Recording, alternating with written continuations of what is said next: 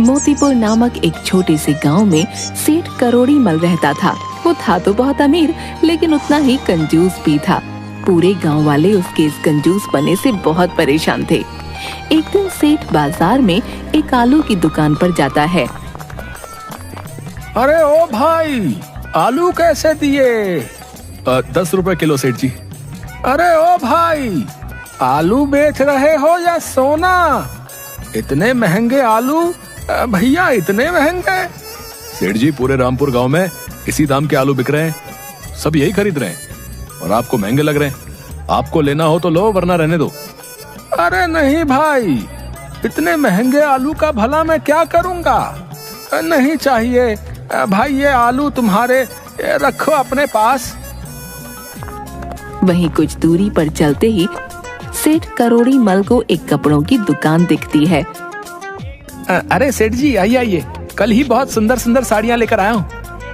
ये देखिए सेठ जी, आप भी ले जाइए, भाभी जी के लिए, खुश हो जाएंगी वो। हाँ हाँ हाँ, क्यों नहीं, चलो आज ले ही जाता हूँ। मंजूरी के लिए साड़ी, कब से वो बोल रही है मुझे एक नई साड़ी के लिए। ये बताओ भैया, कितने की दोगे इसे? अरे ज्यादा महंगी नहीं है सेठ जी, बस 500 रुपए की है। क्या कहा? 500 रुपए? अरे भाई, इतनी महंगी, वो भी ये मामूली सी साड़ी? नहीं नहीं भाई, रहने दो। मंजूरी भला इतनी महंगी साड़ी का क्या करेगी? और सेठ वहाँ से आगे चला जाता है।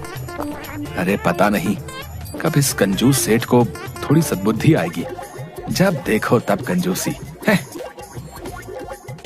सेठ अपने घर जाता है। अरे आ गए आप, आपको आलू लाने के लिए कहा था। ये क्या, आप तो खाली हाथ ही आए हैं, अब मैं क्या बनाऊंगी? अरे भाग्यवान, बहुत महंगे थे आलू, इसलिए नहीं लाया। तुम कुछ और सब्जी बना लो। हे भगवान, ये किस आदमी से पाला पड़ गया है? हर वक्त तुम्हारी कंजूसी से मैं तंग आ गई हूँ। मुझे नहीं पता, मेरा कई दिनों से आलू खाने का मन है। कल मुझे आलू चाहिए बस, वरना मैं कल खाना नहीं बनाऊंगी, बता देती हूँ आपको। अगली सुबह एक नौकर सेठ के पास आता है। सेठ जी, आपने कई महीनों से मेरी पगार नहीं दी है। अरे पिछले महीने ही तो दी थी तुझे तेरी पगार। सेठ जी, वो पिछले महीने की बात नहीं है, कई महीने बीत चुके हैं उस पगार को तो। अरे क्यों करते हैं आप ऐसा? दे दीजिए ना इस बेचारे को पगार, आखिर इसे भी तो अपने बीवी बच्चे पालने होते हैं। आप भी क्यों बहस करते हैं जी? अरे हाँ हाँ ठीक है, तुम चुप रहो, मैं कहीं भागा थोड़ी ही जा रहा हूँ।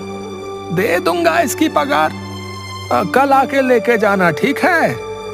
सेठ की ऐसी बातें सुनकर नौकर बड़े उदास मन से ठीक है सेठ जी, जैसी आपकी मर्जी बोलकर वहाँ से चला जाता है।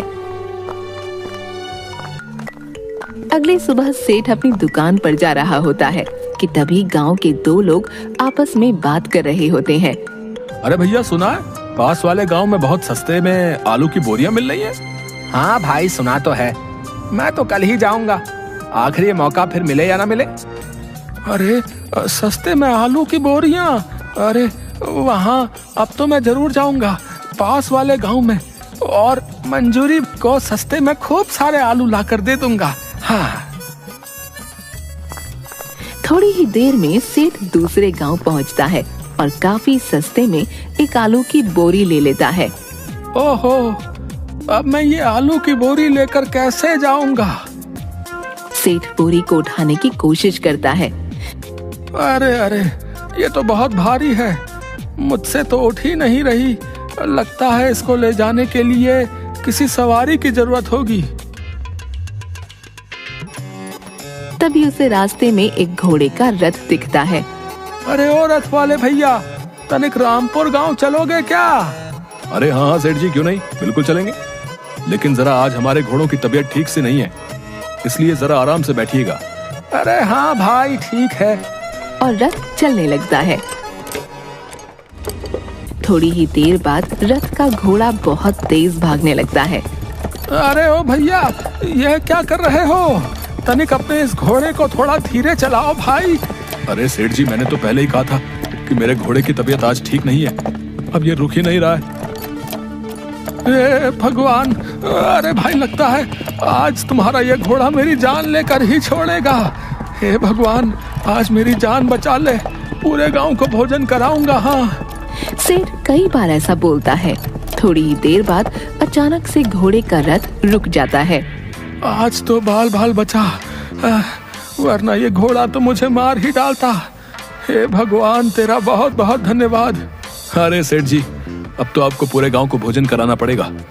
अरे सेठ जी, अब मुझे मत भूल जाइएगा। हाँ, मैं अभी जाकर पूरे गांव वालों को बता देता हूँ कि करोड़ीमल सेठ पूरे गांव को दावत देने वाले हैं। हाँ। ऐसा बोलते हुए वो रथ वाला वहाँ से चला जाता है। अरे ये क्या बोल दिया मैंने, ऐसी गलती कैसे हो गई मुझसे। अब ये रथ वाला सारे गांव वालों को जाकर बता देगा कि मैं दावत देने वाला हूँ, और सारे गांव वाले मेरे घर आ जाएंगे। फिर तो सभी गांव वालों को भोजन कराना पड़ेगा मुझे, और अगर सभी गांव वालों को भोजन नहीं कराया तो मेरी बड़ी बदनामी होगी। अरे अरे अरे, ये क्या हो गया मुझसे। ये सोचकर ही सेठ बड़ा उदास हो जाता है। सेठ अपने घर जाता है। अरे आ गए आप, कहाँ चले गए थे? काफी देर में लौटे हैं। अरे मैं तो तुम्हारे लिए आलू की बोरी लेने गया था, लेकिन एक नई मुसीबत आ गई। क्या हुआ जी? आखिर ऐसी कौन सी मुसीबत आ गई है? क्यों ऐसी बातें कर रहे हैं आप? सेठ अपनी पत्नी को सारी बात बताता है। अरे ये तो कितनी अच्छी बात हुई जी, आखिर आपकी जान बच गई। आपने खुद ही तो बोला था कि आप सभी गांव वालों को भोजन कराएंगे, और ये तो और भी अच्छी बात है कि हमारे घर सभी गांव वाले दावत पर आएंगे। वो सब हमें कितनी दुआएं देंगे। अरे तुम चुप करो भाग्यवान, हैं? क्या तुम्हें ये नहीं पता कि गांव वालों के भोजन का खर्चा बहुत महंगा पड़ जाएगा? मेरे इतने सारे पैसे इस दावत में खत्म हो जाएंगे। लेकिन अब तो मुझे गांव वालों को दावत देनी ही पड़ेगी। अब मैं क्या करूंगा? सेठ काफी सोचता है, फिर उसे एक तरकीब सूझती है। सेठ एक हलवाई को अपने घर बुलाता है। सेठ जी, आपने बुलाया मुझे, बताइए क्या बनवाना है आपको? मुझे ऐसे लड्डू बनवाने हैं जो किसी से भी ना चबाए जाएं। तुम एक एक लड्डू काफी बड़ा और ठोस बनाना। अरे सेठ जी, ये क्या बोल रहे हैं? आप ऐसे लड्डू का भला क्या करेंगे जिसे कोई भी ना खा पाए? तुमसे जितना बोला है तुम सिर्फ उतना करो, समझे? कल सुबह सारे लड्डू घर पहुंचा देना। ठीक है सेठ जी, जैसी आपकी मर्जी। ये सभी बातें सेठ की पत्नी चुपके से खड़ी सुन रही होती है। अगले दिन सुबह सभी गांव वाले सेठ के घर आते हैं। सभी एक साथ बैठे होते हैं। उनमें से एक गांव वाला, अरे भाई आज तो मजा ही आने वाला है। कंजूस सेठ के घर कभी भोजन करने को मिलेगा, ये किसने सोचा था भैया? भाई वाह वाह वाह, मैं तो पेट भर कर खाऊंगा भैया। हाँ भाई, सही बोल रहे हो। आज लगता है सेठ जी ने बहुत मजेदार पकवान बनाए होंगे। हाँ, मेरे मुंह में तो ये सोचकर ही पानी आ रहा भैया। इसके बाद सभी गांव वाले हंसने लगते हैं कि तभी वहाँ पर सेठ करोड़ी मल आता है। अरे सेठ जी, आज तो हम जी भर कर खाएंगे। हाँ हाँ हाँ, क्यों नहीं भाइयों, अभी थोड़ी देर में तुम्हारे लिए भोजन आता ही होगा। तभी गांव वालों के सामने सेठ का एक नौकर पत्तों से बनी खाने की प्लेट एक एक करके रख देता है। काफी देर के इंतजार के बाद, अरे भाई न जाने कितनी देर में आएगा भोजन। हाँ भाई, कब से तो इंतजार कर रहे हैं, अब तो पेट में चूहे भी कूदने लगे हैं, अब सब्र नहीं होता भाई। कि तभी सेठ की पत्नी एक थाली में बहुत सारे लड्डू लेकर आती है और सबकी प्लेट में एक एक लड्डू रख देती है। अरे सेठ जी, बस एक लड्डू, इसमें भला हमारा क्या होगा? इस एक लड्डू से तो हमारी भूख ही नहीं मिटेगी। अरे भाइयों, ऐसा नहीं है, मैंने आप सभी गांव वालों के लिए काफी सारे पकवान बनवाए हैं, लेकिन मैं आपके साथ एक खेल खेलना चाहता हूँ। खेल? भैया कैसा खेला सेठ जी?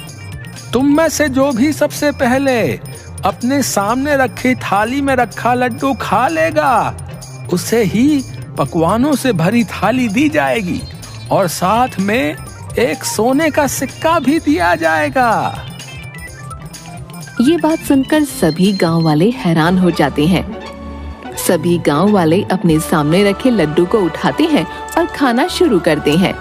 थोड़ी ही देर में गांव वाले अपना अपना लड्डू खत्म कर देते हैं, जिसे देख सेठ हैरान हो जाता है। अरे ये कैसे हो गया? इन सब ने तो ये लड्डू खा ही लिए। हे भगवान, अब तो इनके लिए पकवानों से भरी थाली मंगवानी पड़ेगी। ये लो सेठ जी, खा लिया आपका लड्डू। आहा, अब जल्दी से पकवानों से भरी थाली मंगवा दीजिए। आहा, बहुत तेज भूख लगी है। हाँ हाँ ठीक है, मंगवाता हूँ अभी। कि तभी सभी गांव वालों को पकवानों से भरी एक थाली दी जाती है, जिसे गांव वाले बड़े चाव से खाने लगते हैं। थोड़ी देर बाद सभी गांव वाले भोजन करने के बाद, अरे वाह, आज तो सेठ जी आपने मन खुश कर दिया हमारा, बता रहे। सारा भोजन बहुत स्वादिष्ट था। चलिए अब हमारा एक एक सोने का सिक्का तो दे दीजिए। हाँ हाँ सेठ जी, अब सोने का सिक्का भी दीजिए। हाँ हाँ ठीक है, देता हूँ सोने का सिक्का। तभी सेठ अपनी पोटली में से एक एक सोने का सिक्का सभी गांव वालों को देता है, जिसके बाद सभी गांव वाले वहां से बहुत खुश होकर चले जाते हैं। हाय हाय, ये क्या हो गया?